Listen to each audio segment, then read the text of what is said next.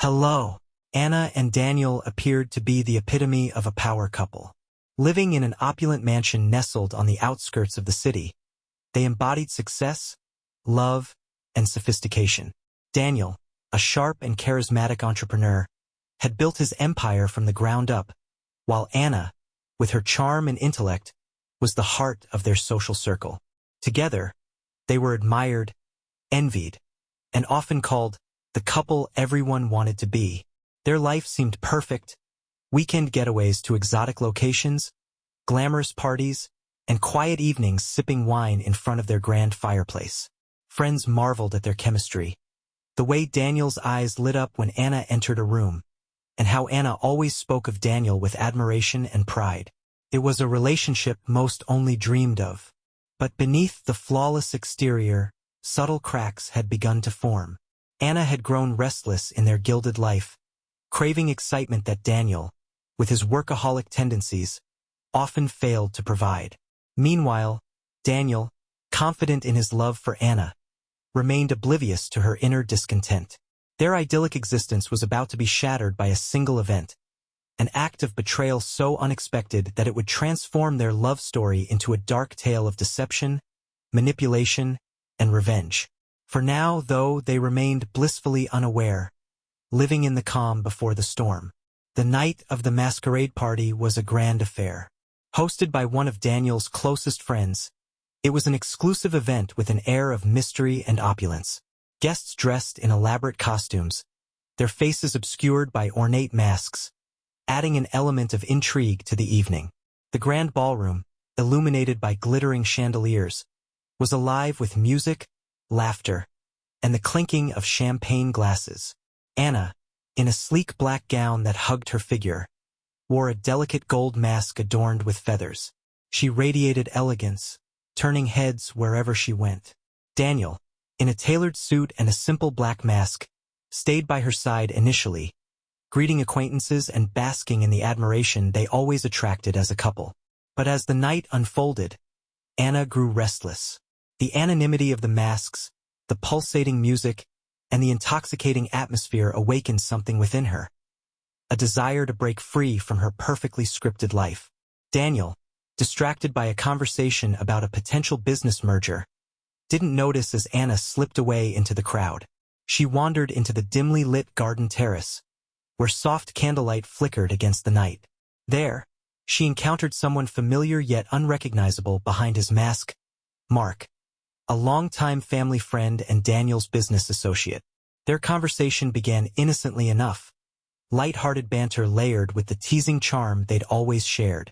But as the minutes passed, the tension between them thickened, a dangerous chemistry that had been dormant for years coming to life. Back inside, Daniel was unaware of his wife's absence. He toasted with colleagues and laughed at their jokes, completely unaware of the seeds of betrayal taking root just beyond the ballroom doors. For Anna, the temptation of secrecy and the thrill of the forbidden had become too alluring to resist. By the time the clock struck midnight, marking the peak of the party, Anna had crossed a line she never thought she would. In the shadows of the terrace, hidden from the revelry of the ballroom, she succumbed to an impulsive moment with Mark, a kiss that quickly escalated into something far more damning. Daniel's evening took a turn when he instinctively glanced around the ballroom, noticing Anna's prolonged absence. He excused himself from the conversation and began to search for her, weaving through the crowd with a growing sense of unease. His calm exterior masked the faint stirrings of worry, though he assured himself she was likely mingling with friends or enjoying the ambience alone. As he stepped onto the terrace, the cool night air greeted him, accompanied by the distant murmur of voices. Following the sound, he moved deeper into the shadows, past dimly lit archways and flickering candles. Then he froze. Before him, partially hidden by the thick foliage of the garden, were Anna and Mark, their bodies entwined in an embrace that left no room for misinterpretation. Mark's hand trailed down her back, her fingers curled into his hair. Their whispered words were inaudible, but the intimacy was undeniable. For a moment, Daniel felt as though the ground had been pulled out from under him. His mind struggled to reconcile what he was seeing with the woman he thought he knew. the wife he trusted implicitly. His heart thundered in his chest, and yet he stood still, invisible in the shadows, as if time itself had slowed to mock him. The rational part of him urged him to confront them immediately, to demand answers, to shatter the illusion of the masquerade. But something darker stirred within him, a cold, calculated voice that whispered patience. Confrontation would be too easy, too impulsive. They deserved more than anger. They deserved consequences. Daniel slipped back into the party unnoticed. His expression controlled despite the storm brewing inside him. In that moment he made a decision. He would not let this betrayal destroy him. Instead, he would use it. He would plot, plan, and dismantle Anna's world piece by piece, ensuring that she and Mark paid dearly for what they had done. The masquerade masks had come off, but the real game was just beginning. Daniel sat alone in his study that night, the grand room illuminated only by the faint glow of his desk lamp. The images of Anna and Mark on the terrace replayed in his mind like a haunting film reel. He poured himself a glass of whiskey, his hands steady, though his emotions churned beneath the surface. At first, he found himself clinging to denial. Perhaps he'd misinterpreted what he saw. Perhaps it was a misunderstanding, an innocent moment taken out of context. Anna was his wife, his partner, the woman who had vowed to be faithful. Mark was a friend, someone he trusted with his business and his personal life. Surely, neither would betray him like this. But the memory of their bodies pressed together, their whispers, and the intensity of their embrace shattered any illusions he tried to construct. The truth was undeniable, glaring at him like a wound that refused to heal. Daniel found himself replaying moments from their marriage, searching for signs he might have missed.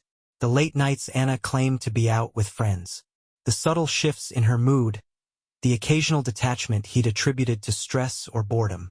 Had she been hiding this from him for weeks, months, or longer? A part of him wanted to confront Anna immediately, to demand answers and force her to explain herself. But the logical side of his mind, the one that had built an empire through strategy and patience, held him back.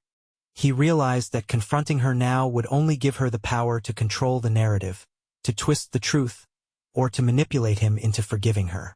No, he thought, she wouldn't get off that easily. If she could deceive him so effortlessly, he would show her that he was capable of something far more calculated. By the time the sun rose, Daniel's shock had hardened into resolve. He would gather the evidence he needed, unravel every thread of Anna's betrayal, and destroy the life she had so carelessly risked. He would not confront her. Not yet. The game had only just begun, and Daniel was determined to make the rules. The days that followed were eerily normal. Daniel played the role of the devoted husband flawlessly, masking his inner turmoil with practiced ease.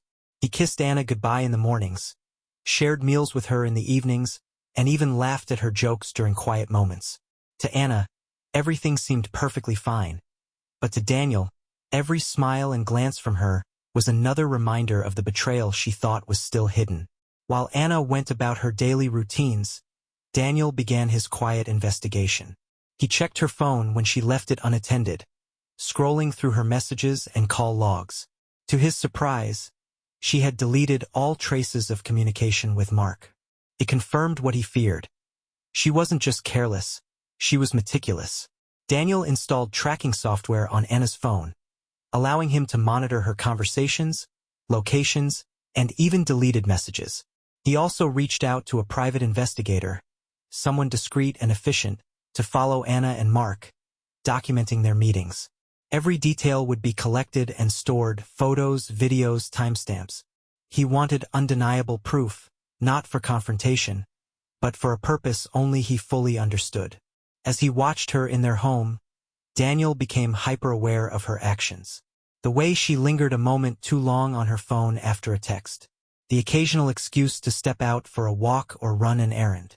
Even her smile seemed different, tinged with a secret she thought he didn't know. But Anna wasn't the only one being watched.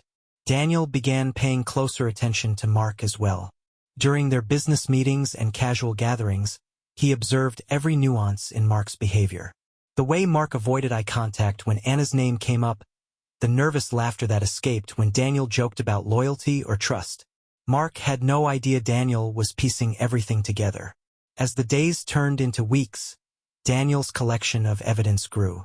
He remained silent, biding his time, each new discovery sharpening the blade of his revenge. He didn't feel guilt for what he was planning, only anticipation. Anna and Mark had made their move, but now it was Daniel's turn. And when he acted, it wouldn't just be a response, it would be a reckoning. It was a chilly evening when Daniel came close to confronting Anna. She sat across from him at the dining table, sipping her wine, her eyes sparkling under the soft light of their chandelier. She was telling him about her day, mundane details about errands, a lunch with a friend, and plans for the weekend. Daniel listened, nodding in the right places, but his mind was elsewhere. In his pocket was his phone, buzzing silently with updates from the private investigator. A new batch of photos had just come in, showing Anna and Mark meeting at a hotel earlier that afternoon. The timestamp was unmistakable. Her lunch story was a lie. As she continued to talk, Daniel clenched his fist under the table, his knuckles whitening. He could feel the words bubbling to the surface, begging to be unleashed. I know everything. How could you do this to me? But he held back. The plan wasn't ready, and he wasn't going to let his emotions derail what he had meticulously crafted. Confronting her now would be impulsive, emotional, and unsatisfying. He wanted more than a fleeting argument. He wanted destruction. Instead, he smiled at her, his voice calm. Sounds like a busy day. You must be tired. Anna nodded, oblivious to the storm brewing behind his composed facade. She finished her wine and excused herself to take a shower, leaving Daniel alone at the table. As soon as she was out of earshot, he unlocked his phone and opened the photos. There they were, Anna and Mark in the lobby, their bodies close, her hand brushing his arm. In another, they were sitting at a table, their heads tilted toward each other as they laughed. And finally, the most damning, the two of them entering a hotel room, the door closing behind them. Daniel stared at the images for a long time, his jaw tightening with every passing second. This wasn't a fleeting mistake or a moment of weakness. It was deliberate, calculated, and deceitful. When Anna returned, wrapped in a towel with her hair damp, Daniel was seated on the couch, watching the news. She kissed him on the cheek and headed to the bedroom, completely unaware of how close she had come to her world unraveling that night. Daniel exhaled slowly, his anger tempered by the reminder of his ultimate goal. The confrontation would come, but not yet. When it did, it wouldn't be a conversation. It would be a spectacle. The time had come for Daniel to begin setting his plan into motion. While Anna remained oblivious to his knowledge of her betrayal, he started subtly crafting the groundwork for her downfall. Every move was calculated, every word deliberate, as he began to dismantle her life piece by piece. First, he reached out to their mutual friends. Daniel was careful not to reveal too much, only dropping hints about Anna's erratic behavior and moments of perceived tension between them. I think Anna's been under a lot of stress lately, he confided to a close friend over coffee. She's been distant, and I'm worried about her. His words were vague, designed to plant seeds of doubt in their minds without raising suspicion. At the same time, Daniel took steps to isolate her socially.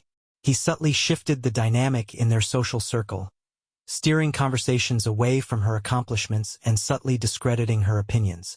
He made it appear unintentional, but the result was undeniable. Anna began to notice the change in how their friends interacted with her, the slight awkwardness in their laughter, the hesitation in their responses. Next, Daniel focused on their finances. Without Anna's knowledge, he began transferring funds from their joint accounts into his personal ones, leaving just enough to avoid immediate suspicion. He adjusted investments and redirected income streams, ensuring that if Anna ever tried to leave, she'd find herself with nothing. In the evenings, he played the part of the loving husband perfectly. He cooked her favorite meals, brought her flowers, and listened attentively to her stories. Anna, lulled into a false sense of security, had no idea that every kind gesture was part of a larger strategy. Meanwhile, Daniel continued gathering evidence. He instructed the private investigator to follow Mark closely, documenting his movements and digging into his personal life. It wasn't enough to expose Anna. Mark needed to be ruined too. The final stage of this phase was more psychological. Daniel began dropping subtle comments that unsettled Anna. "You've been spending a lot of time out lately," he said one evening, his tone light but his words pointed. "I hope you're not overworking yourself." Anna laughed nervously, brushing off his remark, but Daniel saw the flicker of doubt in her eyes. She was starting to feel the weight of his unspoken scrutiny, though she couldn't quite put her finger on what was wrong. As the weeks passed, Anna's once confident demeanor began to falter. She grew quieter, more cautious, and increasingly anxious. Daniel, meanwhile, felt a grim satisfaction as he watched the seeds he had planted take root. The stage was set, and soon, the curtain would rise on the next act of his carefully orchestrated revenge. With the seeds of doubt firmly planted, Daniel's next move was to isolate Anna socially. Her friends, once her greatest supporters, would now become her greatest liabilities.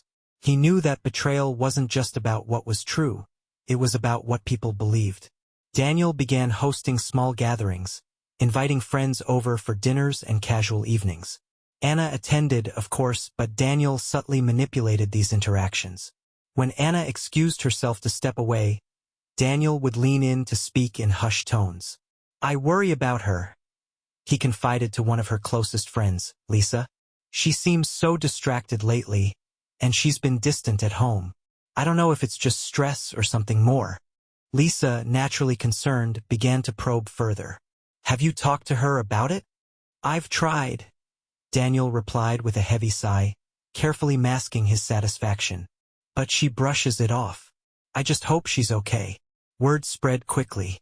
Friends began noticing Anna's supposed distracted behavior, her occasional moments of silence now interpreted as aloofness. Daniel orchestrated this masterfully, ensuring he never outright accused her of anything but let others fill in the gaps with their assumptions. At the same time, he subtly sabotaged her relationships. When Anna made plans with friends, Daniel would accidentally double-book their schedules or claim they had other commitments. He intercepted messages on her phone, replying in ways that made her seem indifferent or rude. Over time, Anna's social circle grew smaller, her once vibrant friendships eroding under Daniel's quiet manipulation. The tipping point came during a weekend dinner party. As everyone sat around the table, laughing and sharing stories, Daniel directed the conversation toward loyalty and trust. "It's funny," he said with a wistful smile. "You think you know someone completely, but people can surprise you in the strangest ways." Though his words were vague, they struck a nerve. Anna shifted uncomfortably in her seat, sensing the veiled accusation but unable to address it without revealing herself. The others exchanged glances, their curiosity piqued. After the guests had left, Anna confronted Daniel. "What was that about tonight?" she demanded. Daniel feigned confusion. "What do you mean?" "You know what I mean," she snapped. "That comment about trust. What are you trying to say?" He smiled gently, shaking his head. "Nothing, Anna. You're overthinking it." But she wasn't, and that was exactly the point. The web Daniel had woven was tightening around her, and every struggle only ensnared her further. Her once stable world was crumbling, and Daniel watched with grim satisfaction, knowing the worst was yet to come. Daniel knew that to truly dismantle Anna's life, he had to strike at the foundation of her independence, her financial security. While Anna had access to their joint accounts and investments, Daniel had always been the one managing their wealth. This gave him the upper hand, and he began to exploit it ruthlessly. First, Daniel rerouted incoming funds from their joint accounts into his personal ones, ensuring Anna wouldn't notice any immediate discrepancies. To avoid suspicion, he left just enough money in their shared accounts to cover daily expenses and maintain the illusion of normalcy. He also froze Anna's access to their larger investments under the guise of routine audits. "The bank flagged some unusual activity," he explained one morning over coffee. "They've locked a few accounts temporarily for security reasons. Don't worry, I'll handle it." Anna nodded absently, trusting him as she always had. Little did she know that Daniel had engineered the entire situation. Next, he began to chip away at her personal finances. Anna had a modest savings account in her name, something she had set aside over the years. Daniel, knowing her passwords from their shared life, accessed the account and made a series of withdrawals. Each transaction was small enough to avoid detection but significant enough to drain her funds over time. Then came the final blow. Anna owned a luxury car gifted to her by Daniel on their anniversary.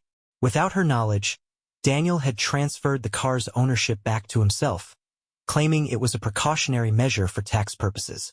The car, like everything else, was now under his control. Anna started noticing the cracks in her financial stability when her credit card was declined during a routine shopping trip.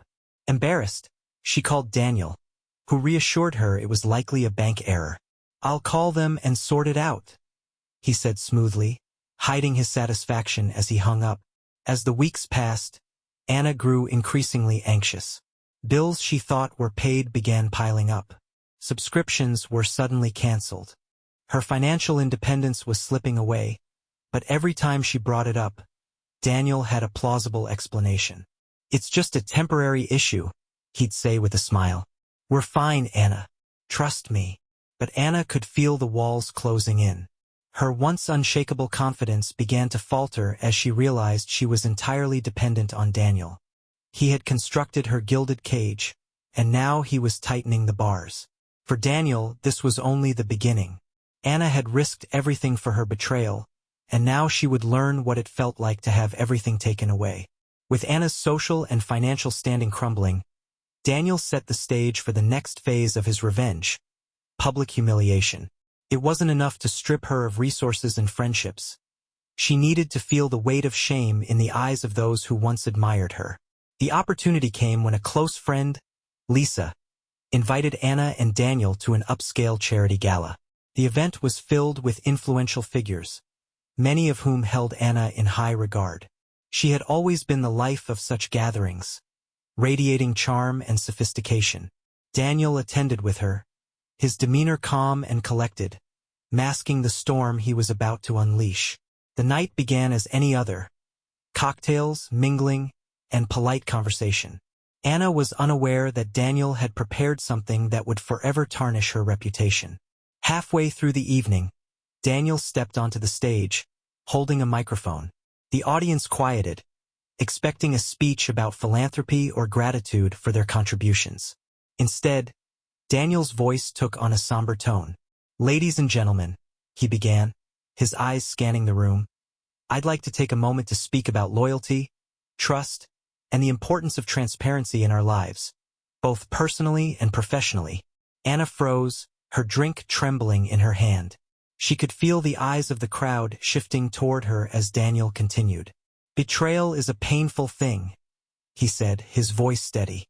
"It often comes from those you trust the most. And when it happens, it leaves you questioning everything you thought you knew."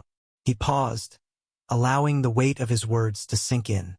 Then, with calculated precision, he added, "Sometimes, betrayal doesn't just hurt one person. It ripples outward, affecting everyone connected to the situation." At that moment, the large screen behind Daniel flickered to life. To Anna's horror, images of her and Mark appeared.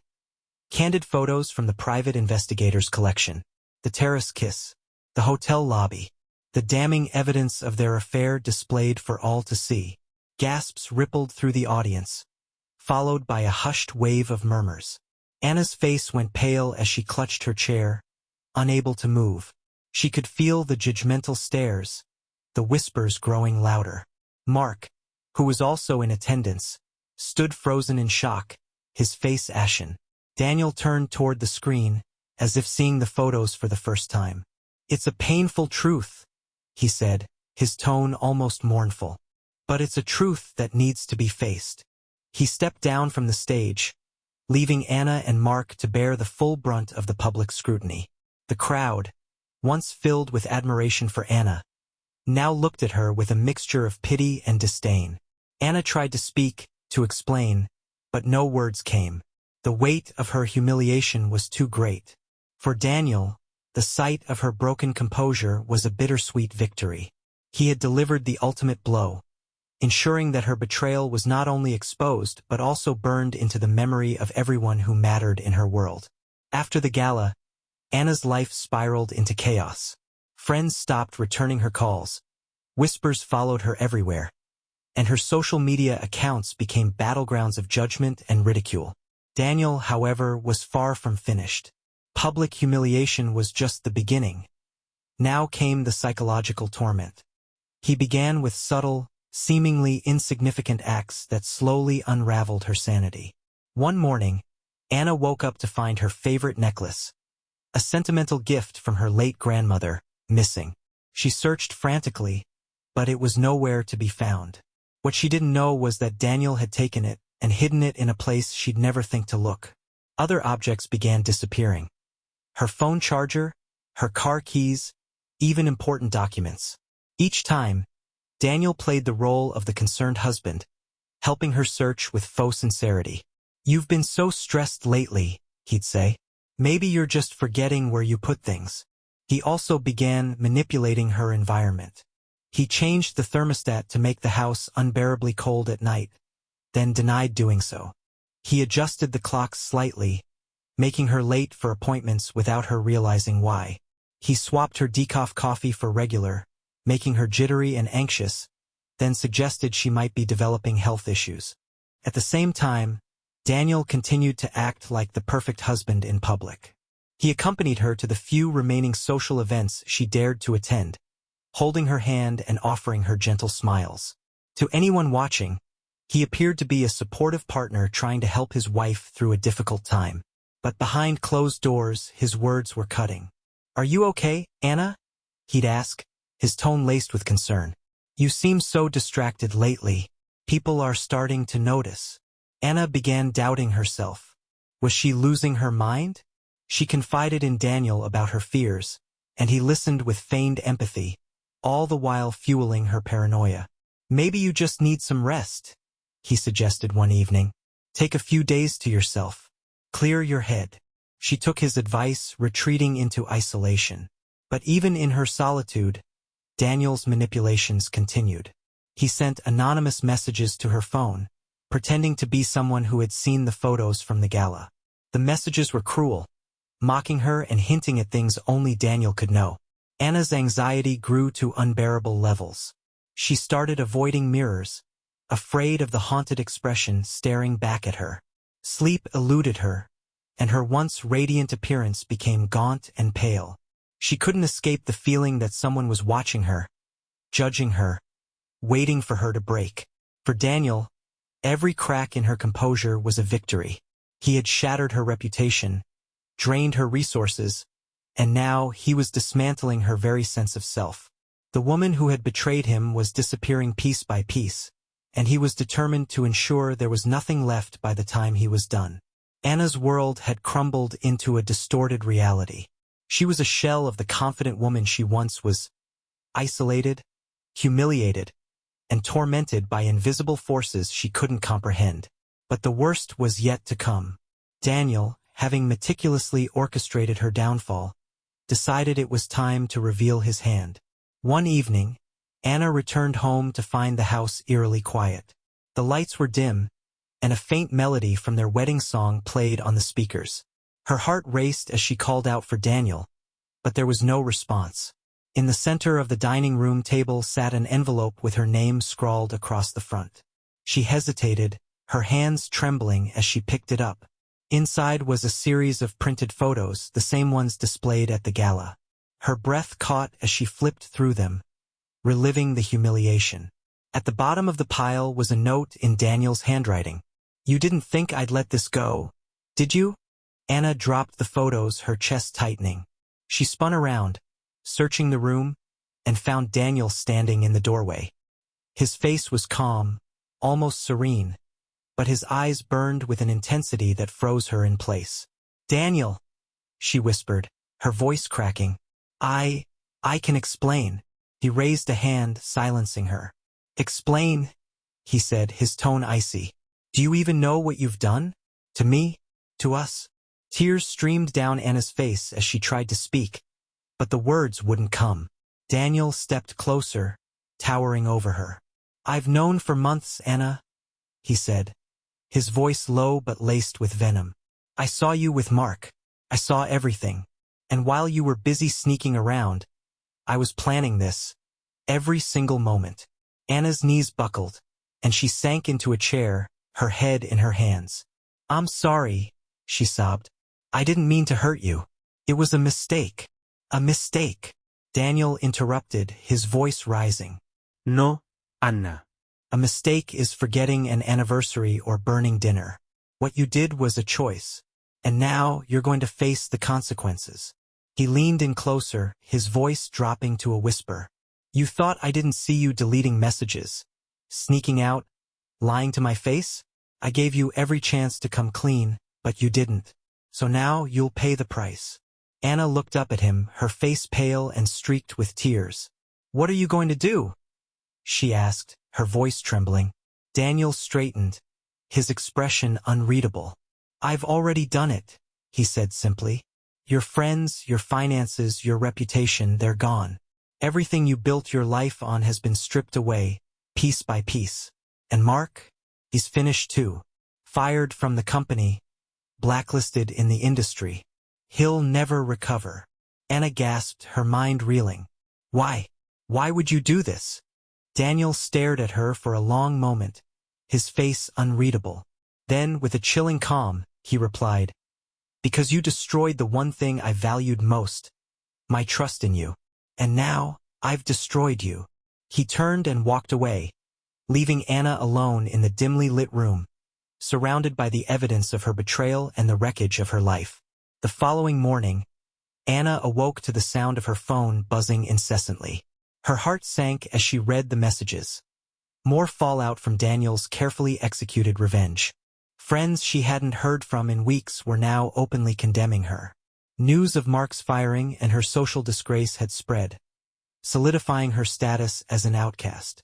As she sat in the silence of their once happy home, Daniel entered the room, his demeanor cold but controlled. He placed a stack of documents on the coffee table in front of her. "What's this?" Anna asked, her voice hoarse from crying. "An ultimatum," Daniel said bluntly. "You have two choices.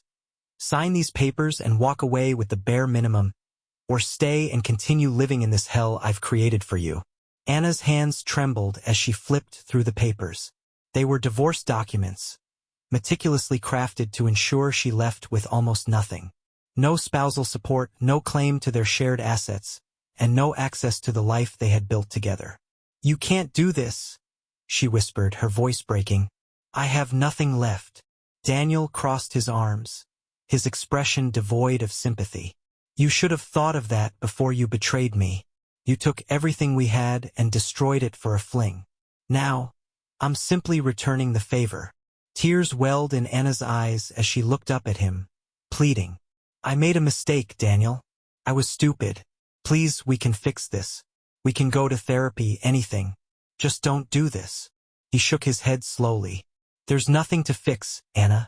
You didn't just betray me. You betrayed the life we built, the trust one gave you, and the man who stood by you through everything. Therapy won't change what you did." Anna clutched the papers, her mind racing. She knew she couldn't fight him. He held all the power now. Her reputation, finances, and connections were gone. She was trapped, and Daniel had made sure of it. "I'll give you a week to decide," Daniel said, turning toward the door. "But know this. If you choose to stay, your life will be a shadow of what it once was. Every day, I'll remind you of what you've done. Every glance, every word, every moment will be a reflection of your choices. So choose wisely." As the door closed behind him, Anna sat in the suffocating silence, clutching the papers as her tears fell onto the pages. The life she had known was gone, and the man she thought she could manipulate had become her worst nightmare. The week passed slowly, each day heavier than the last. Anna, worn down by guilt, shame, and the weight of her shattered life, tried to find a way out of the impossible situation Daniel had orchestrated. But no solution came. She was cornered, her choices stripped away, and Daniel knew it. On the seventh day, Daniel called her into his study. The room, once a place of warmth and shared moments, now felt cold and oppressive. He sat behind his desk, the divorce papers neatly placed in front of him. "Have you made your decision?" Daniel asked, his voice calm but devoid of emotion. Anna hesitated, her hands trembling. "I'll sign them," she said softly. Her voice was barely audible, as if speaking the words made them more real. Daniel nodded, pushing a pen toward her. She picked it up with unsteady fingers and began signing the papers, each stroke of the pen feeling like another nail in the coffin of her former life. When she finished, Daniel gathered the papers and stood. "You'll have until the end of the week to move out," he said curtly. "I've already arranged for movers to pack your things." Anna looked up at him, her eyes red and swollen. "Daniel, please, is there really no way to fix this? I know I made a terrible mistake, but I still love you. I'll do anything to make it right." He stared at her for a long moment, his expression unreadable. Then, with a cold smile, he said, "Love? If you loved me, you wouldn't have done what you did. Love doesn't betray, Anna. Love doesn't destroy." As she opened her mouth to respond, he held up a hand to silence her. "And there's one more thing," he added, his tone sharp. "Mark won't be walking away unscathed either." Anna's heart sank. "What do you mean?" Daniel's smile widened, a cruel glint in his eyes. "I've sent copies of those photos to his wife, along with evidence of the money he's been siphoning from the company. She's filing for divorce, and he's facing an audit that will ruin him." Anna gasped, her hands flying to her mouth. You ruined his life too." "He ruined his own life when he chose to betray me," Daniel replied, his voice icy. "Just as you did. Actions have consequences, Anna. You taught me that." He turned and walked to the door, pausing before he left. "I hope you remember this lesson, because from now on, you'll be living with the consequences of your choices." As the door closed behind him, Anna collapsed onto the floor, sobbing. The weight of her actions and Daniel's merciless revenge crushed her completely. She had lost everything: her marriage, her friends, her security, and her dignity. Daniel, meanwhile, felt a grim sense of satisfaction. His revenge was complete, and the two people who had betrayed him had paid the ultimate price. But as he walked away, a flicker of doubt crept into his mind, a quiet question he couldn't ignore. Was it worth it? The days following Anna's departure were eerily quiet. The house, once filled with laughter and shared memories, now felt hollow. Daniel sat in the living room one evening, staring at the flickering flames in the fireplace. His revenge had been executed flawlessly. Anna and Mark's lives were in ruins, just as he had planned.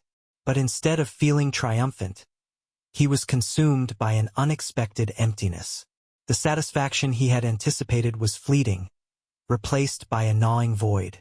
He thought back to the moment he discovered Anna's betrayal, the rage and pain that had driven him to plot his revenge. He had imagined this moment, her gone, humiliated, and broken, would bring closure. But now it felt like a hollow victory. Daniel picked up a glass of whiskey and swirled the amber liquid, his reflection distorted in the surface. His empire was intact, his reputation untarnished, but his heart was heavier than ever. He had loved Anna once, deeply and unconditionally. Her betrayal had shattered that love, but in destroying her, he had destroyed a part of himself as well. He stood and wandered through the house, each room a painful reminder of what they once shared. The dining table where they had countless meals, the sofa where they had spent lazy Sundays, and the bedroom they had once filled with laughter and passion. All of it felt haunted by ghosts of their past. The thought of Mark brought no solace either. While Daniel had relished exposing him and watching his life implode, it had come at a cost. Daniel's meticulous plotting had consumed him, turning him into someone unrecognizable, a man capable of cruelty and manipulation. As he sat back down, Daniel realized the depth of his own transformation. In seeking revenge, he had allowed Anna's betrayal to define him, to dictate his actions and strip him of his peace. He had won the game, but the prize was bitterness and regret.